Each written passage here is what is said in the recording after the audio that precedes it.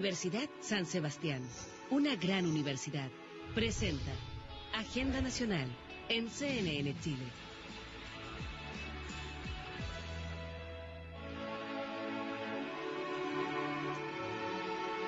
¿Qué tal? ¿Cómo están? Bienvenidos. Comienza Agenda Nacional. Un año que económicamente en Chile ha sido bastante favorable, con un 5,35% es lo que se estaría calculando que es el crecimiento de este año 2012. Ya está jugado, o sea, ya los crecimientos que existan en este mes y en el próximo no van a variar mucho lo que significa. Con una tasa de desempleo bajísima, algunos hablan de empleo pleno. Sin embargo, seguimos siendo uno de los países con mayores desigualdades de los que integran la OCDE. Hay amenazas internacionales. Esta buena racha corresponde a una burbuja, el tema inmobiliario. Hasta en un 30% han aumentado el valor de las viviendas en los últimos años, e incluso hay gente que está comprando casas en blanco, ni siquiera en verde, vale decir en el papel, esperando una entrega para el 2014 y el 2015. Esa es una situación de bonanza, pero habrá que analizarla y ver lo que viene. No por ser pájaro de mal agüero, o de buen agüero, lo dirán los expertos.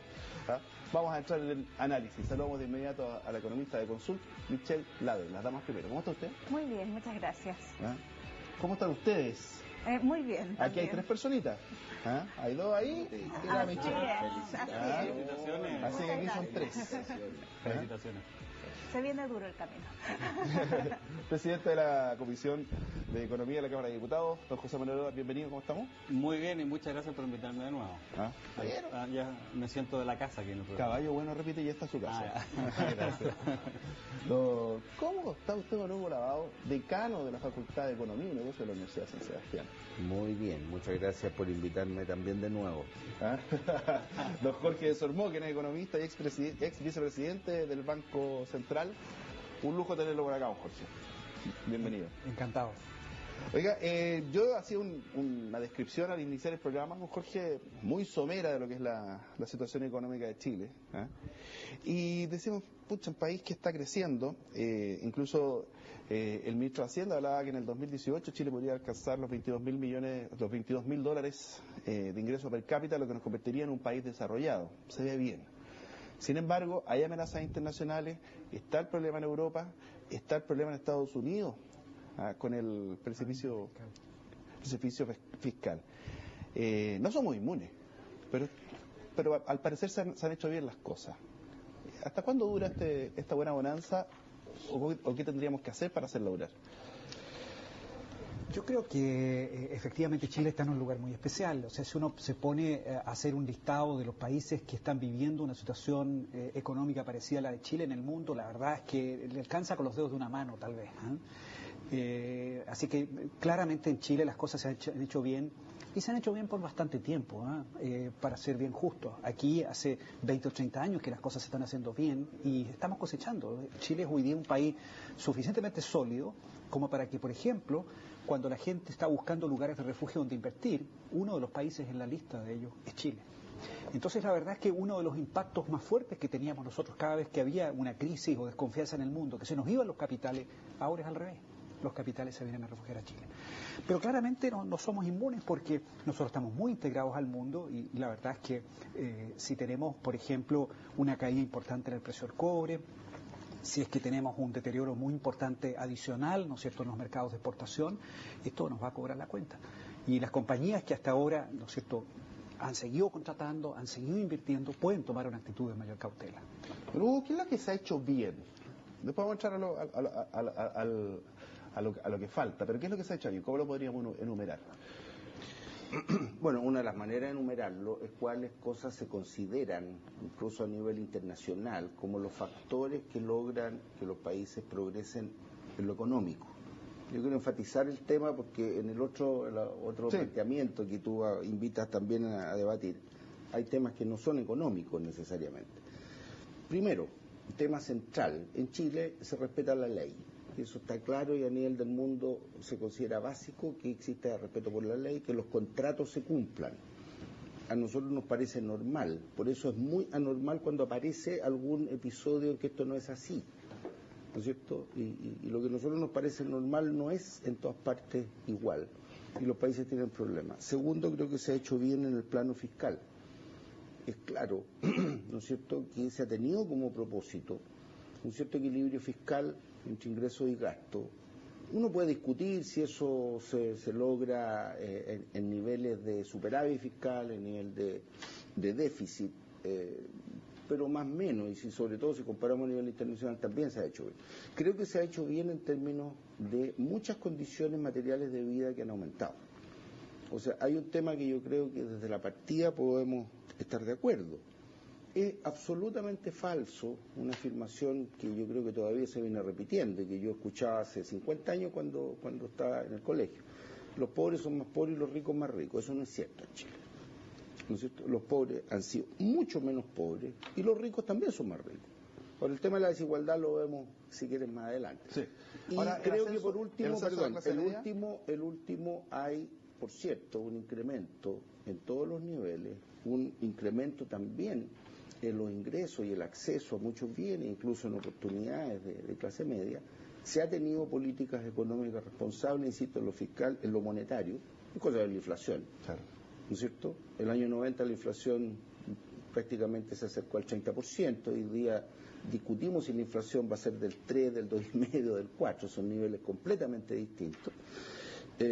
Y por cierto, son buenas noticias. Ahora, eso no es la pintura completa, ¿no es cierto? Claro. Y hay otros elementos que deben entrar en el análisis.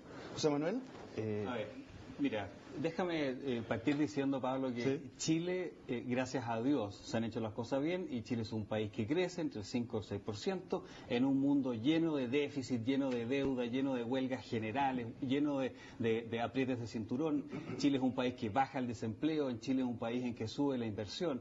Chile es un país serio, estable macroeconomicamente y las cosas funcionan. Y eso es porque Chile ha hecho las cosas bien a nivel de Estado. Aquí no estoy poniéndome la camiseta del gobierno, que por supuesto la tengo bien puesta, pero a nivel de Estado Chile ha hecho las cosas bien. Además, demuestra responsabilidad. Hoy día estamos discutiendo el presupuesto, Pablo. El presupuesto que hoy día discutimos tiene un incremento del 5% en año de elecciones, un incremento razonable que creemos que es lo que necesita Chile para poder seguir en la senda del crecimiento, a pesar de lo que pasa en España, a pesar de lo que pasa en Grecia, a pesar de lo que pasa incluso en Estados Unidos.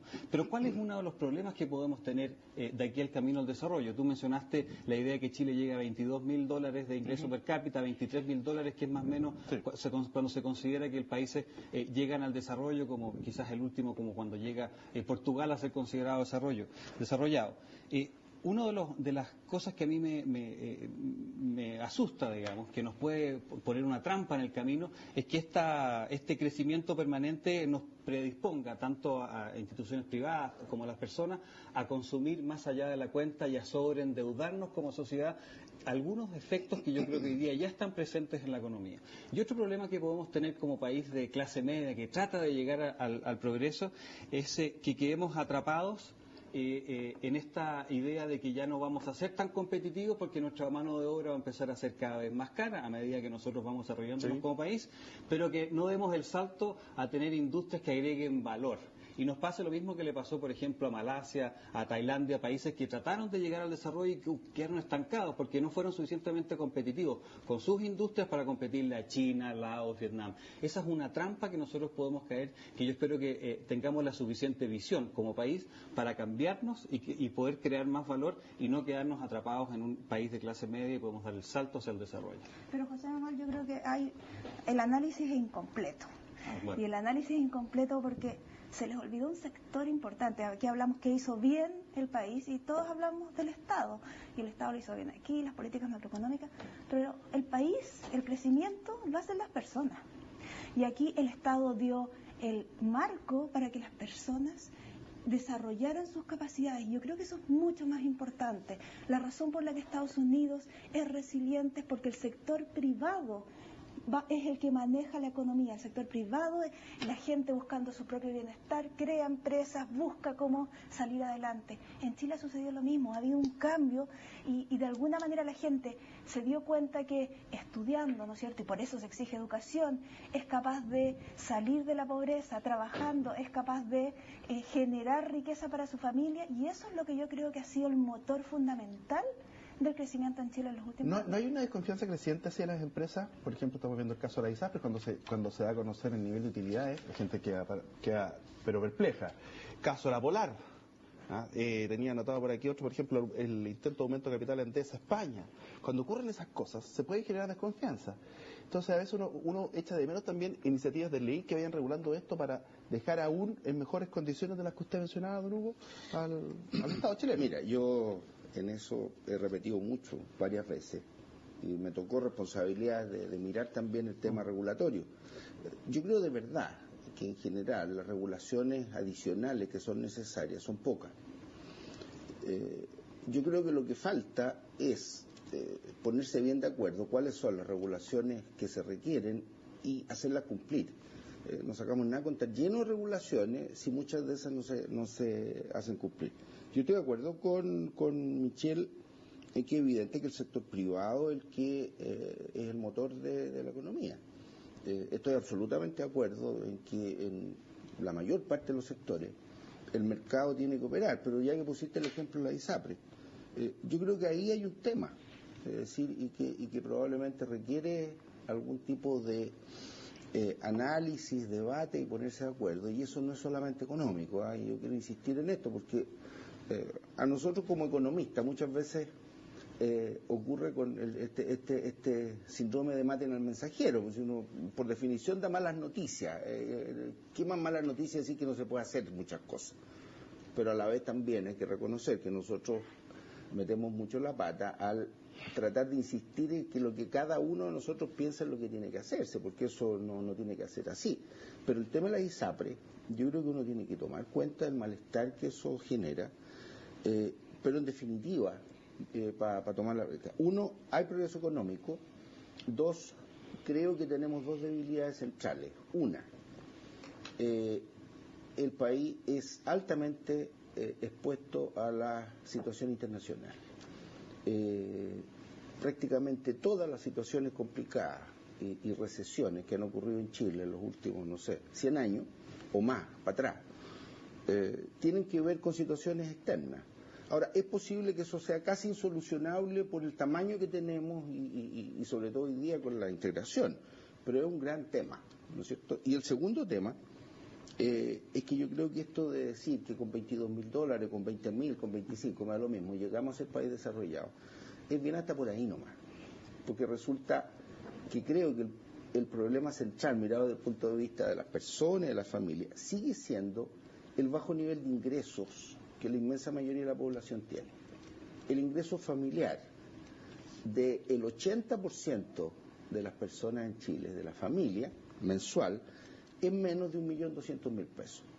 Entonces, resulta un poquito paradójico, y para esas personas, para los que están un poquito encima de eso, yo creo que les resulta muy desagradable que se diga que el 20% más rico de la población, una familia que hoy día tiene 1.300.000 pesos, tiene chiquillos en el colegio, tiene que pagar ISAPRE, no es una familia de altos recursos. Don Jorge, en el plano internacional, ¿cuáles son los temores específicos o los cuidados específicos que debemos tener? Bueno, el riesgo más grande hasta ahora ha sido Europa, pero la sensación que tiene todo el mundo, y lo dicen los mercados financieros, es que ese riesgo ha bajado sensiblemente después de las medidas de junio, digamos, cuando se reunió la Comisión Europea y decidió dar un paso adelante, y sobre todo de septiembre, cuando el señor Draghi anuncia que está dispuesto a salir a comprar bonos en forma masiva para ayudar a los países con dificultades.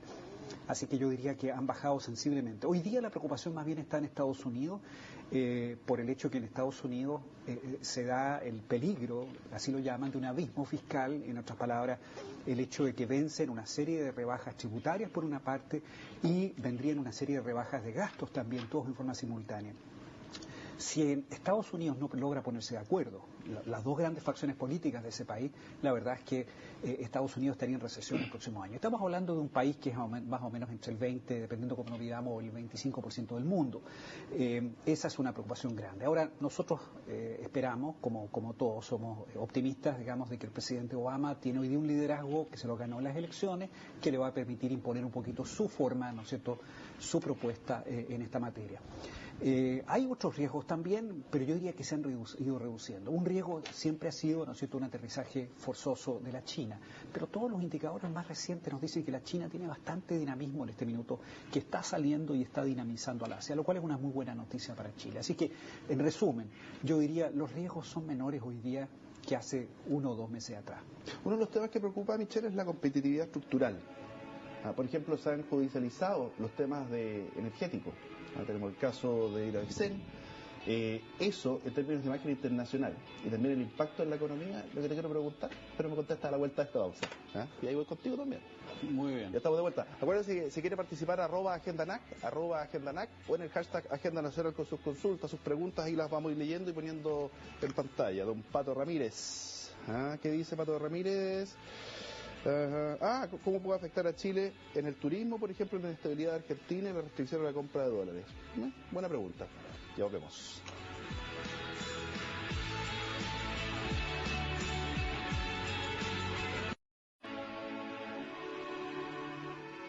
Aquí ya estamos de vuelta en Agenda Nacional. Preguntábamos recién sobre lo que se llama la competitividad estructural.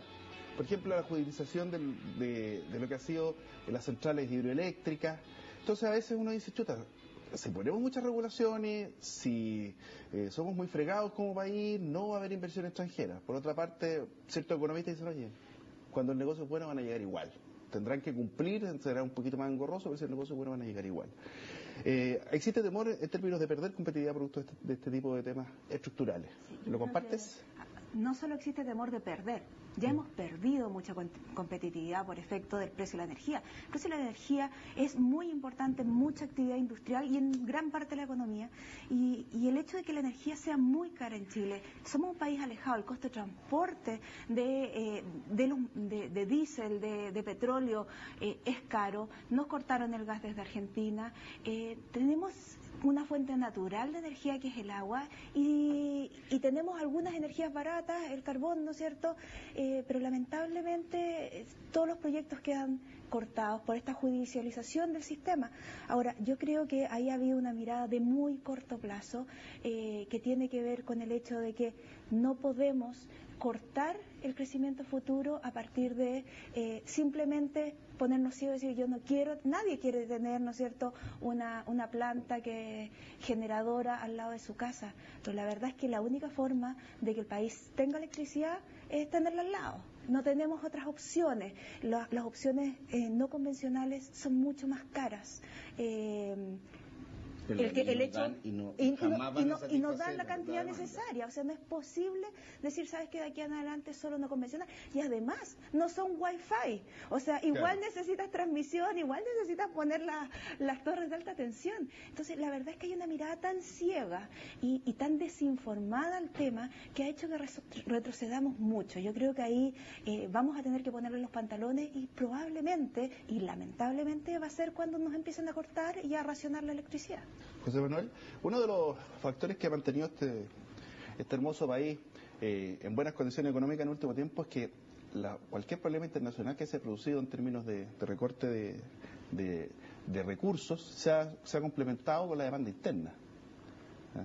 Entonces, ese complemento con la demanda interna ha hecho ver o salir a la luz un montón de regulaciones que hacen falta o que están sobrando o que están mal aplicadas. Bueno, la verdad que estás tocando un tema que es muy importante, porque conversábamos recién con Jorge que nosotros tenemos que tener la mejor regulación, la regulación más eficiente. ¿Qué es mejor? ¿Mucha regulación o falta de regulación? Bueno, dependerá. Tiene que ser un buen equilibrio para que podamos defender a los consumidores, defender a nuestra gente, pero sin hacer que la regulación haga que no haya crecimiento. Por lo tanto, hay un delicado equilibrio. Muchas veces, incluso en mi comisión, hacemos una regulación que es muy, como se dice, pasada para la punta y finalmente, queriendo defender, en este caso, a los consumidores como Comisión de Economía, no lo hacemos. Por ejemplo, el sello CERNAC. Nosotros hicimos una regulación completa para crear un sello CERNAC que le permita al consumidor chileno tener este sello y saber de que el trato que está llegando con esa empresa es un trato justo como corresponde. Y resulta que fue tan regulado que finalmente las empresas no quieren meterse al sello CERNAC y no sirvió de nada. Ahora, sin embargo, yo tiendo a discrepar un poco lo que decía, quizás no es discrepar, pero quiero complementar lo que decía Hugo, es que de repente se necesitan regulaciones. Por ejemplo, nosotros tenemos un gran mercado que se desarrolló sin ningún tipo de regulación, sin ningún tipo de superintendencia como lo es el retail financiero. Entonces resulta que hace 10 o 15 años no existía la idea de la tarjeta de la casa comercial y hoy día hay todo un mundo de millones de dólares que involucra a millones de chilenos que no tienen ninguna supervisión, que es en este caso el retail financiero. Casos como la Polar. Yo no sé si es que con más regulación hubiésemos pillado a la Polar, porque la Polar lo hicieron de manera muy... fue un fraude directamente. Claro. Y lo mismo el caso de Nersi. Yo creo, o sea, para cualquier persona con dos dedos de frente, Pablo, cuando usted hace un aumento de capital y quiere colocar como su parte una empresa relacionada, tiene que ser tratada como una transacción con empresas relacionadas, eso es con dos dedos de frente. Sin embargo, no estaba la regulación porque la ley no contemplaba ese caso en particular y por lo tanto más regulación en ese caso hubiera sido bueno haberle dicho a él, si sabe qué más, si usted quiere aportar un par de empresas en Colombia, un par de empresas en Argentina, hágalo, pero que los directores se pronuncien y que haya una forma más razonable de una regulación a la cual se someta. Don Jorge, respecto al mismo tema, las regulaciones o exceso de regulaciones obviamente nos podrían quitar dinamismo o como estamos bien, hay que aplicarlas mejor. Yo creo que Chile es un país que es observado con mucho interés desde todas partes del mundo, desde Europa Oriental, desde América Latina. Nosotros somos un país líder en el sentido de que hemos sido muy sabios en materia de regulaciones. Y por eso mismo la gente no quiere cometer el error de sobreregular, ni tampoco, digamos, dejar el campo abierto como para que hayan abuso. Nadie quiere eso. Pero regular en forma sabia es algo difícil. Y Chile, la verdad, las cosas que en algunas áreas, naturalmente, es más fácil que en otras. O sea, hoy día, por ejemplo, el tema de las universidades es un tema complejo. El tema, digamos, de regular la salud es complejo. No es tan fácil como, por ejemplo, decir, ok, voy a abrir el comercio exterior, ¿no es cierto?, o voy a promover tal o cual actividad. Yo tengo la sensación, digamos, de que el país lo ha hecho bastante bien, lo ha hecho sabiamente, digamos, pero indudablemente que tenemos muchos desafíos todavía por delante. Y déjame decirte una cosa, lo que dice es muy cierto, pero de repente necesitamos más regulación, de repente menos, pero de repente más. Fíjese que hoy día nosotros no podemos permitir de que sea la Corte Suprema la que decida si es que hay carretera eléctrica para transmisión o no. No podemos permitir de que sea la Corte o cualquier órgano de la justicia la que determine si una ISAPRE puede subir su plan o no puede subirlo. Lo que hay que hacer es una buena política pública, una buena regulación para que las ISAPRE no puedan tener ganancias extra normales, sobrenormales como las que estén teniendo hoy día, pero que no sea la Corte Suprema o la justicia la que finalmente determina cómo se hacen las cosas. Nosotros tenemos que adelantarnos y tener la política pública que corresponda, la regulación que corresponda para que las ISAPRES hagan una buena labor. evitar la judicialización. Exactamente, pero la falta de regulación puede llevar a una judicialización y que finalmente no es el legislador y el ejecutivo el que regula, sino que es la Corte, y eso es el peor de los mundos. Pero José Manuel, hay que tener mucho cuidado. Yo creo que tú hablaste, ¿no es cierto?, del sector del retail, pero no te olvides que fue el sector del retail, con todos los problemas que pueda tener hoy día, el que le entregó crédito a gente que nunca había tenido una tarjeta, que nunca había tenido acceso al crédito, que le permitió acceder a un mejor nivel de vida. No fue el sistema bancario, fue el sector retail, sin esas regulaciones. Yo creo que más que irnos por el lado de regular todo, hay que tratar de generar las leyes para castigar fuertemente al que cometa fraude. Castigar fuertemente al que se salga de una base más parecida a una ley, a la ley del hombre sabio de Estados Unidos. O sea, tú estás claramente con lo que estás haciendo, estás yendo en contra de la naturaleza. Por lo tanto, te vamos a castigar. Pero cuidado con el exceso de regulación, porque si regulamos mucho, no vamos a tener estos sistemas, ¿no es cierto?, que se crean naturalmente y que permiten muchas veces solucionar grandes problemas de la sociedad. Mire, se han tocado varios temas. Quiero, así como para no dejar en el aire por lo menos una cosa que yo pienso. Yo creo que a lo que se señalaba Jorge respecto a los riesgos en el mundo, aquí Michelle es la especialista, pero sin duda el riesgo del Medio Oriente hay que agregarlo. Sí. O sea, incluso esta semana hemos tenido noticias bastante malas respecto a una agudización, pero muy grande, del conflicto palestino-israelita.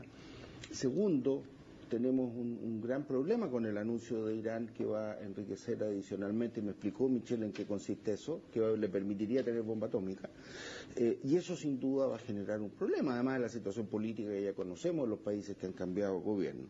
Yo creo, y en el tema energético, es decir, si nosotros no producimos petróleo, para nosotros el tema del petróleo es crítico.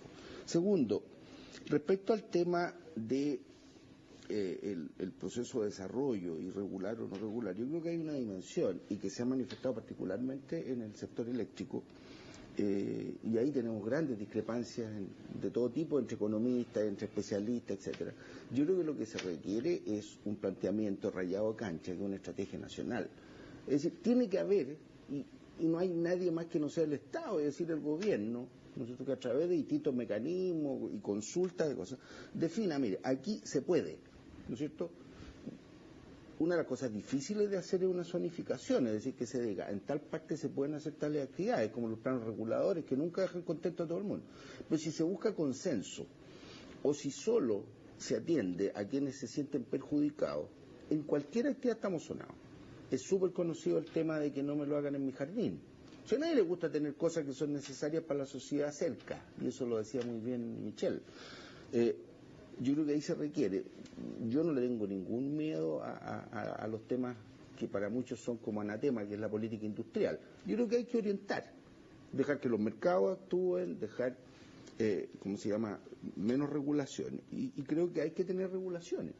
Pero ¿sabes lo que pasa? Que el concepto de regulación sabia a lo mejor pasa como un poco medio etéreo, pero con ejemplos uno lo puede ver. Yo creo que no se tienen claro en muchos casos regulaciones las bases fundamentales del comportamiento, tanto de las empresas como de las personas. Si las empresas no son entidades filantrópicas y las personas tampoco son necesariamente bondadosas. Entonces, malas regulaciones que fueron advertidas antes, y que desgraciadamente fueron unánimes y que la mayor parte de la gente estuvo feliz con él. El borronazo de las deudas de DICOM para los deudores de menores niveles.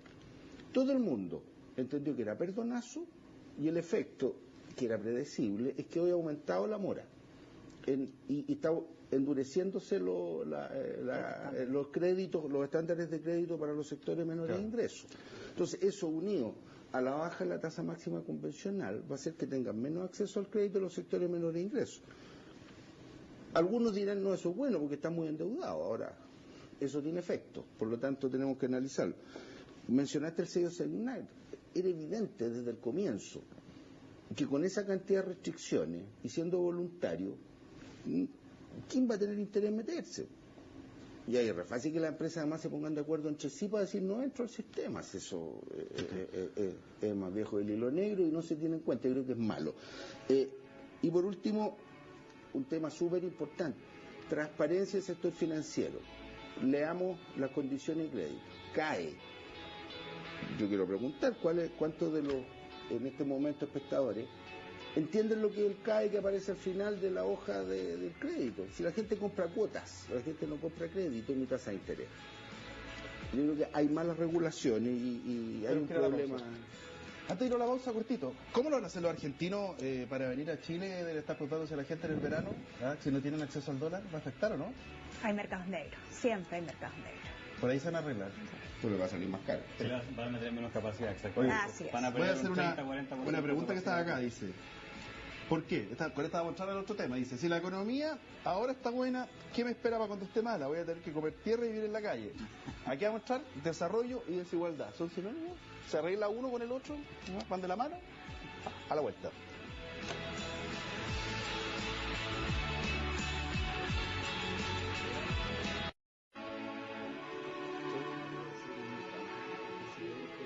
Estamos de vuelta ya acá en Agenda Nacional. Bueno, uno de los países más desiguales de los que integran el OCDE, el más desigual. Entonces uno dice, cuando el país sea desarrollado, ¿se va a solucionar la desigualdad? ¿Los países que son desarrollados tienen menos desigualdad? ¿O el que es pobre en un país desarrollado es menos pobre? ¿Cómo podríamos definirlo ahí, pedagógica y didácticamente, don Jorge, usted que es profe? Mira, la verdad es que este es un tema sobre el cual no hay verdades absolutas. Desde muchos años atrás existe la idea, digamos, que es conocida como la curva de Kuznets, que los países a medida que se van desarrollando pasan por una etapa de mayor desigualdad y finalmente, ¿no es cierto?, llegan al desarrollo con niveles de desigualdad menores. Hoy día uno de los países con mayor desigualdad, fíjense ustedes, es la China, ¿verdad? Países que han tenido un desarrollo espectacular, como Brasil, tienen una desigualdad bastante grande. Ahora, en general, los estudios que han habido para tratar de responder a esta pregunta dicen que el desarrollo económico mejora a todos los sectores en igual proporción. Y son muy pocas las políticas realmente que ayudan a reducir la desigualdad. Y claramente en el caso nuestro yo creo que el diagnóstico está bastante claro como sociedad. El tema es inversión en capital humano. El déficit de la gente más pobre es capacidad de generar ingresos, y esa capacidad de generar ingresos está en directa relación con, ¿no es cierto?, su capital humano o su educación. Si nosotros queremos reducir estas brechas y no meramente crecer todos al mismo ritmo, ¿no es cierto?, en que todos los barcos, ¿no es cierto?, suben de nivel, pero las diferencias entre los grandes y los chicos quedan iguales, tenemos que hacer muy bien nuestra tarea en materia de capital humano, en materia de educación. Un aumento del PIB, por ejemplo, Michelle, del Producto Interno Bruto, lo que se podría denominar desarrollo, vamos a llegar a los $22.000 per cápita. ¿Es para robustecer el Estado y el Estado pueda asistir mejor a la gente con menos recursos, o la gente con menos recursos va a tener más recursos, por lo tanto va a necesitar menos del Estado? Te voy a cambiar la pregunta. El país se pone de acuerdo como un todo para elegir un gobierno y un Estado que los coordine. El Estado no existiría si no existieran los ciudadanos. Somos todos nosotros, a través de nuestros impuestos, que financiamos al Estado. Por lo tanto, el crecimiento se crea, uno trabaja para ganarse el sueldo para llegar a su casa a fin de mes. Y eso lo hacemos todos los chilenos. Y cuando me refiero al sector privado, me refiero al trabajador, al empresario, a todos. Todos hacemos eso. Y parte de eso llegamos a un acuerdo y lo destinamos a que alguien nos organice. El Estado, el gobierno, como, ¿no es cierto?, dependiendo de cómo se llame.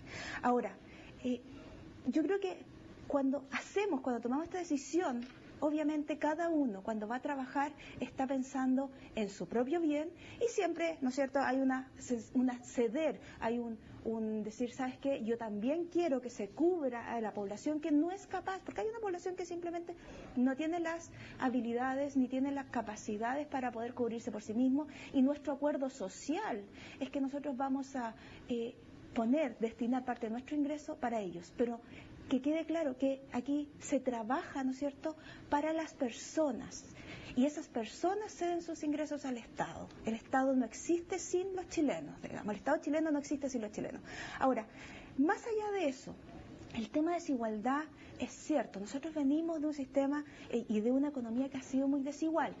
No es fácil hacer comparaciones, porque siempre se dice es el país más desigual de Latinoamérica. No se pueden hacer esas comparaciones porque uno no puede comparar los sistemas en que se mide la desigualdad. O sea, aquí claramente no me cabe la menor duda. Yo viví en Nicaragua varios años, que aquí este país es mucho menos desigual que Nicaragua, y en las estadísticas es al revés, y me queda claro porque allá no hay clase media. Ahora, ¿qué es lo importante? Lo importante es hacia dónde nos estamos moviendo, porque tú no puedes cambiar las cosas de un día para otro, las cosas se demoran en cambiar, y el punto es, ¿estamos avanzando en eliminar la desigualdad o estamos retrocediendo? Y todo lo que dicen los estudios, hay estudios muy serios al respecto, es que es la educación, tal como decía Jorge, y el trabajo lo que disminuyen la desigualdad. Y obviamente uno accede a un mejor trabajo con mejor educación. De hecho, si tú miras las cifras y tú haces una comparación desde el año 90 hasta ahora, de los flujos que reciben los chilenos, flujos me refiero a los ingresos mensuales, el ingreso al capital, o sea, si tú tienes invertida plata, el ingreso al capital, ¿cuántas veces te compra un salario? Ha bajado a la mitad desde el año 90 hasta este año. Por lo tanto, lo que tenemos es que hay un avance profundo. Lo que pasa es que es muy difícil cambiar los stocks de riqueza, y eso solo se construye a través de flujos flujos y eso es lento. Pero lo importante es que vamos en el camino correcto y no hay una forma rápida de avanzar. No hay ningún país del mundo que haya sido capaz de cambiar su distribución del ingreso de la noche a la mañana. Luego, mira, yo no estoy de acuerdo con dos cosas. Y creo que es útil el tema de no estar de acuerdo, porque así construimos y podemos avanzar. Yo creo que lo que dice Michel es parcialmente cierto. Yo creo que el rol del Estado es más que eso.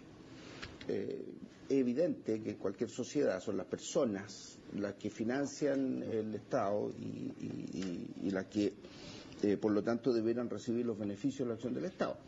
Ahora, el tema es que no es neutro. ¿Cómo se financia el Estado y cómo gasta y cómo obtiene los beneficios el Estado? ¿No es cierto?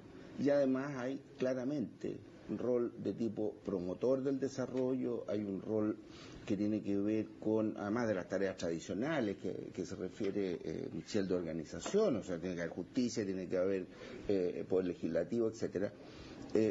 Hay rol distributivo del Estado. Lo que está claro es que es más importante en el gasto que en el ingreso el rol distributivo.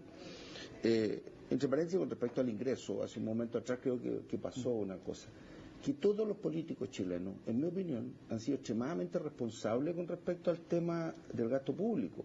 Porque si vemos la discusión de la reforma tributaria, ¿por qué se produce?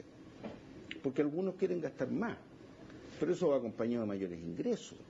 Por lo tanto, en el fondo nadie quiere tener déficit público, y eso no pasa en todas partes. Y hemos visto, o sea, queda, pero un problema fenomenal cuando se tiene permanentemente déficit público. Mira, el gran tema para mí es lo siguiente. En Chile ha habido, como se ha señalado, yo lo dije al comienzo, gran progreso económico, y eso es indudable. Todas las cifras te lo demuestran. Por ejemplo, estamos en nivel de cobertura de agua potable a nivel urbano, casi del 100%. Puede salir y pueden decir, no, es que yo en la población tanto no tengo, pero debe ser en menos del 1%. Cobertura de alcantarillado, ¿no es cierto? Electricidad, cosas fundamentales que mejoran el nivel de vida. Pero es que sabe el tema de la desigualdad, tiene una dimensión subjetiva, que es la insatisfacción con determinadas situaciones. Y los acuerdos sociales a los que hacía referencia Michel, yo creo que hay un punto claro. No basta con dirigir solo la atención a los más pobres. Y como hay que seguir dirigiendo la atención a los más pobres, estando de acuerdo que tenemos que meter mucho más recursos y más pensamiento y mejores proyectos en el tema educacional, hay que hacer además otras cosas. Y si no, la insatisfacción se nos arranca las manos y puede ahí tener un detonante político que no va a ir por el lado de que algunos predicaban de que esto poco menos que cambie el sistema y todo. No. O sea, pero el tema es de percepción, y donde está, para mi gusto, el meollo del asunto, es que la distancia relativa, como dice Jorge, no aumenta, pero la distancia absoluta sí aumenta. Porque es muy distinto duplicar ingresos cuando se gana 1 millón de pesos que duplicar ingresos cuando se gana 100.000 pesos. La distancia, ¿no es cierto?, el nivel de consumo posible, yo creo que hemos llegado un poquito a ciertos niveles de ostentación que también son molestos.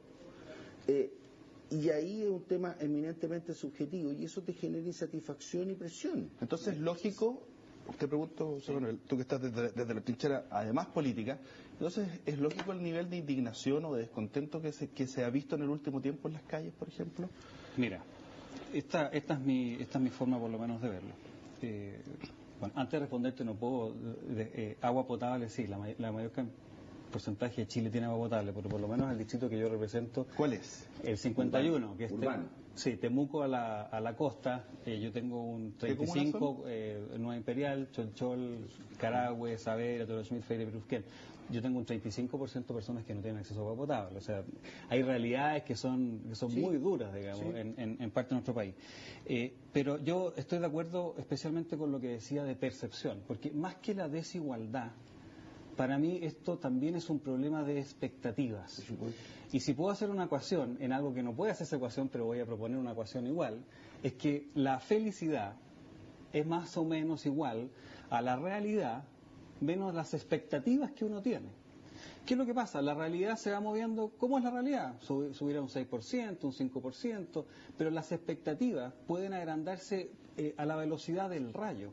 Entonces, incluso si tenemos menores niveles de igualdad, si nosotros hacemos ciertas acciones, que las voy a describir ahora, que disparan la expectativa, podemos tener un descontento social muy grande a pesar de tener desarrollo económico, y eso es básicamente lo que ustedes propusieron como el título de esta discusión, desarrollo económico, pero que va con descontento.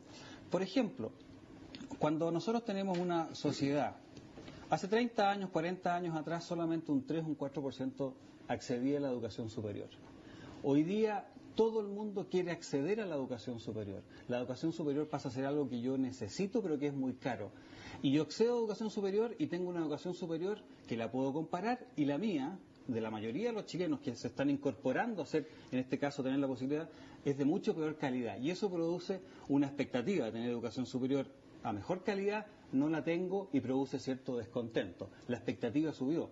Hoy día tengo la capacidad de tener un crédito, pero a mí, que tengo más problemas económicos, me lo dan con tasa máxima convencional, me hacen cobranza, no me cierran la tarjeta cuando quiero cerrarla, me hacen repactaciones unilaterales, me siento mucho más desposeído y mucho más vulnerable, con expectativas mucho más altas de consumo, y finalmente, a pesar de haber tenido el acceso a tener la televisión, el refrigerador o lo que sea a través del crédito, yo me siento mucho más infeliz y por lo tanto tengo mayor descontento. Por lo tanto, cuando hay desarrollo económico, y grandes porcentajes de nuestra población acceden a bienes de consumo que son básicos y bienes que no son de consumo, como la educación, se puede dar el efecto de que incluso teniendo menor igualdad tenemos expectativas diversas que hacen que haya un descontento. Y déjame hacerte una reflexión política de esta materia.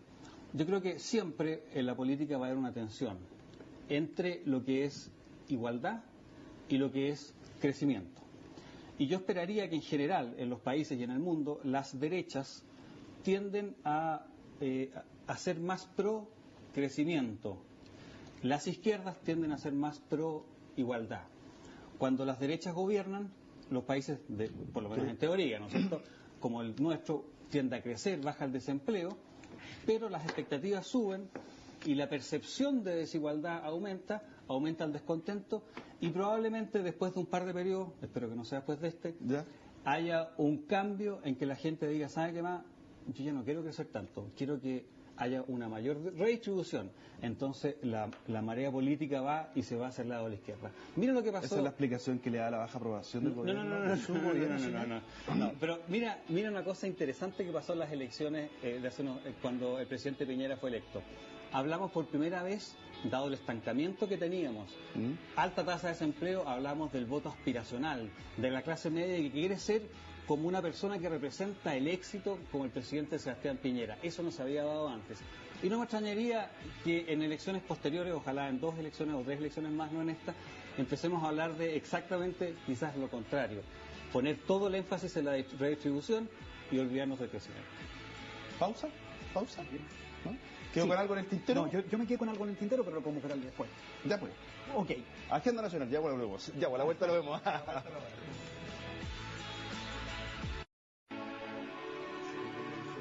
Sí. Estamos de vuelta acá en la Agenda Nacional. Don Jorge, los movimientos sociales, ¿usted los considera lógicos de acuerdo al desarrollo del país o son lógicos de acuerdo al nivel de desigualdad en que estamos? Bueno, yo la verdad es que quería tocar antes un tema, me voy a referir al tema, pero quiero respecto a la discusión previa sobre la desigualdad. Primero, yo creo que se puede en Chile también ver el vaso medio lleno. Hay un estudio que no ha tenido la difusión que debiera haber tenido, para mi gusto, del profesor Claudio Zapelli de la Universidad Católica, que muestra que la distribución del ingreso a nivel de los jóvenes en Chile ya está mejorando, y mejorando sustancialmente. Y esto indudablemente porque en materia educacional más gente de menores ingresos está accediendo a una mejor educación primaria, secundaria, pero especialmente está accediendo por primera vez a la universidad. Hoy día tenemos un altísimo porcentaje de chilenos que están accediendo por primera vez, ¿no es cierto?, en su familia, ¿no es cierto?, a la universidad. Esto está haciendo una diferencia ya. Y esto de alguna manera nos dice, digamos, que aquí no hay simplemente un chorreo, sino que aquí realmente el país está reaccionando frente a eso. Ahora, conectando eso con su consulta, tal vez antes de pasar al tema, digamos, de los movimientos sociales, ¿puede uno avanzar más rápido en esto de la distribución del ingreso? Sí, pero generalmente de manera equivocada. O sea, el método de Chávez, el método, digamos, de nuestro hermanos argentinos, digamos, es la manera de tratar de llegar más rápido a una mayor igualdad. Pero verdaderamente con ese tipo de intervenciones, ¿no es cierto?, distorsionando los mercados, ¿no es cierto?, poniendo, digamos, trabas al desarrollo empresarial, la verdad es que son ganancias de muy corto plazo. No conducen a nada y, gracias a Dios, la mayoría de los países del Pacífico se han abstenido de hacer eso, incluso Brasil. Hoy día Brasil está retrocediendo, digamos, en esa materia. Ahora, la gente indudablemente sabe que el desarrollo económico pasa por tener acceso a una buena educación. Yo diría que lo que ha cambiado ahora es que la gente no está pasiva, la gente está exigiendo, digamos, esos cambios, digamos, con mucho mayor fuerza. Y esto naturalmente es una cosa legítima, pero que tenemos que saberlo administrar bien. Porque si nosotros, por ejemplo, perdemos el buen manejo fiscal por tratar de responder a todas estas presiones, ¿no es cierto?, en forma inmediata, obviamente que va a ser una ganancia de muy corto plazo. Si me permite un comentario. Yo cortito. Sí, muy corto, muy corto. Pues es muy preciso. Lo que dice Jorge tiene toda la razón. Pero sin embargo, algo pasa en el camino que no ocurre.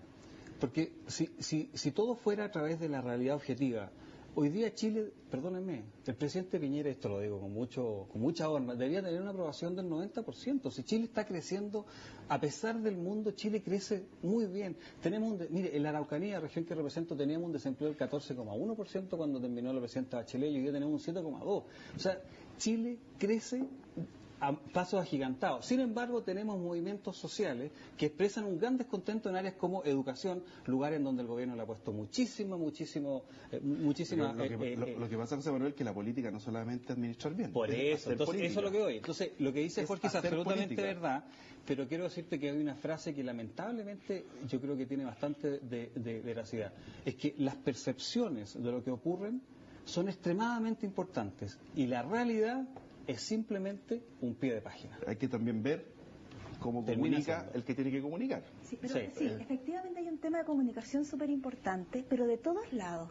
Fíjate que las expectativas económicas, hoy día el índice IPEC, que es expectativas económicas de los consumidores, ¿no es cierto?, está en 53,9%. No estaba en ese nivel desde hace muchos años. O sea, aquí hay un tema diferente y aquí yo quisiera separar.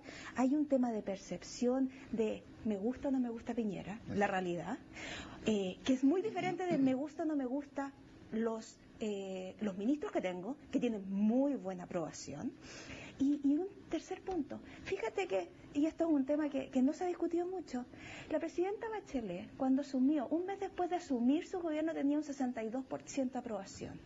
Exactamente la misma cantidad de meses traspasados, vamos a ponerlo junio, ni siquiera a septiembre del 2008 porque había empezado la crisis financiera. Junio, cuando todavía no se sabía de crisis financiera, 42% de aprobación, 20% menos. Piñera, 52, 32. Es exactamente el mismo proceso. Hay una expectativa de que los gobiernos nos van a solucionar todos los problemas. Llega el tercer año y no nos han solucionado todos los problemas, ya que ha habido un problema de que hubo promesas que lamentablemente no ha sido posible solucionar. La delincuencia no se ha podido solucionar, se ha avanzado pero muy lento, la inflación de los alimentos, desde que el terremoto, o sea, la verdad es que hay una serie de temas que efectivamente la gente esperaba que les cambiara la vida. Si él se hizo rico, ¿por qué nosotros no? También, ¿no es cierto? Y gran parte del voto era, yo quiero que él me solucione los problemas como se los solucionó a sí mismo, pero no es tan fácil. Don Hugo, cámara 4 suya, 20 segundos. Lo que usted quiera decir. No, primero, yo creo que hay que ser consistente en el análisis. Yo comparto con Michelle el tema que el gobierno genera condiciones, pero no es el que crece. A mí me tiende más bien a molestar, y siempre me ha molestado antes y ahora, que el gobierno diga hemos creado tantos empleos. Eso no es cierto. Segundo, el tema de los muchos logros, yo lo sometería a signo de interrogación. Entonces, da para otra reunión. Y no es un problema puramente de comunicación. Ahora, el tema de la desigualdad yo creo que requiere acciones de corto plazo y sobre todo de largo plazo. Pero no podemos, para mi gusto, quedarnos solo en decir, no, este es un tema que se resuelve a largo plazo y gastemos mucho en educación. Un dato, para que veamos una dimensión distinta de la desigualdad. Me queda un minuto de programa. Los que no estudian ni trabajan, entre 15 y 25 años, son el 25% de los jóvenes, del 20% menores ingresos y el 5% en los sectores de mayores ingresos. Dígame si eso no va a generar molestia, insatisfacción, frustración. Perfecto. Don Jorge Sormo, le regalo la cámara 20 segundos para que diga lo que quiera. No, yo creo que nuestro país, con razón, es un país muy admirado. Yo quiero decir, viajo muchas veces a hacer clases al exterior, digamos, y una de las preguntas que recibo es ¿cómo lo han hecho ustedes para estar tan bien como están? Y yo creo que uno de esos factores es que, en general, nos hemos puesto de acuerdo. Como chilenos hemos llegado a acuerdos que nos han ayudado a superar muchas dificultades. Yo creo que eso no hay que dejarlo de lado. Hoy día yo creo que esa es la receta para resolver, por ejemplo, el tema eléctrico.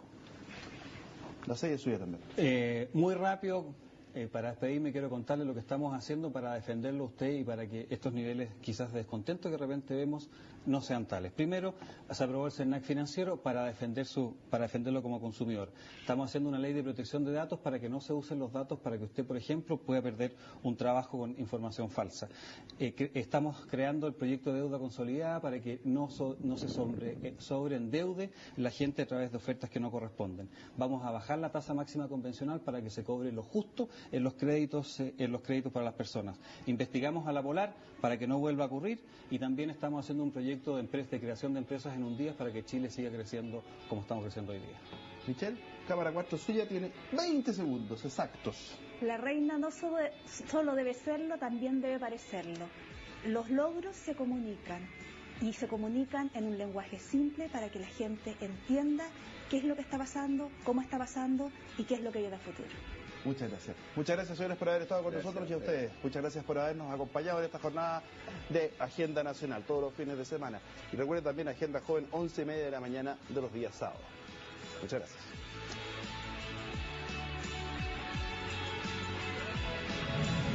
Universidad San Sebastián, una gran universidad, presentó Agenda Nacional en CNN Chile.